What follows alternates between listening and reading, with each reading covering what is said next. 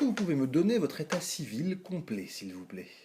Alors, je m'appelle Jacqueline Salomon, née Granger, née le 17 juin 1925 à Chalut, Haute-Vienne. Alors, en 1939, au commencement de la Seconde Guerre mondiale, où est-ce que vous vivez? Je vivais à Vierzon. Et à Vierzon, comment vous avez vu la guerre arriver? Eh bien, nous avons vu la guerre arriver avec les bombardements. Vous avez été bombardé? Vous avez vécu les Nous avons bombardements? été bombardés, notre maison a été abîmée et nous avons dû changer d'appartement. Alors, en 1939, vous êtes étudiante ou écolière encore? Au lycée. Vous êtes au lycée? Et vous faites vos devoirs comment avec ces bombardements? Eh bien, je faisais mes devoirs quelquefois sous la table de la salle à manger pour éviter que le plafond me tombe sur la tête. Et quel est le métier de votre papa? Alors, il était employé des chemins de fer, très exactement sous-chef de gare à Vierzon. D'accord. Et quelle action va-t-il mener pendant la Seconde Guerre mondiale?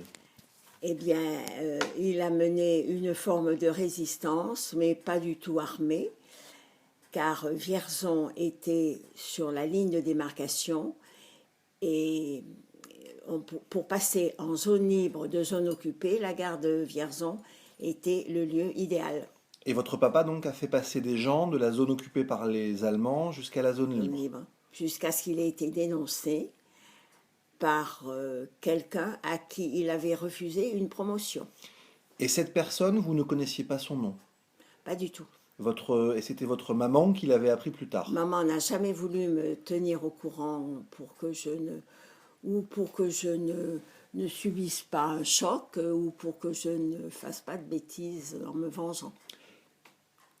Et vous avez reçu des lettres de votre papa après son arrestation? Régulièrement, comme ce n'était pas un condamné à cause portant des armes, il avait droit de recevoir du courrier et des paquets. D'accord, et donc vous lui envoyez des colis, vous lui avez envoyé des colis régulièrement? Ah oui, régulièrement, on avait droit à je ne sais plus combien, 1 ou 2 colis par mois. D'accord. Et à la fin de la guerre, lorsque les prisonniers commencent à rentrer, que faites-vous avec votre maman? Eh bien, nous sommes sur les quais de gare et nous attendons régulièrement tous les trains qui arrivent avec les déportés pour qu'ils nous donnent des nouvelles de mon père.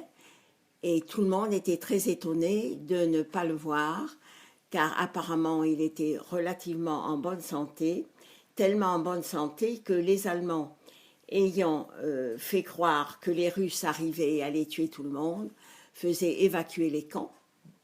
Donc les gens en bon état partaient, et les gens en mauvais état ou en mauvaise santé restaient.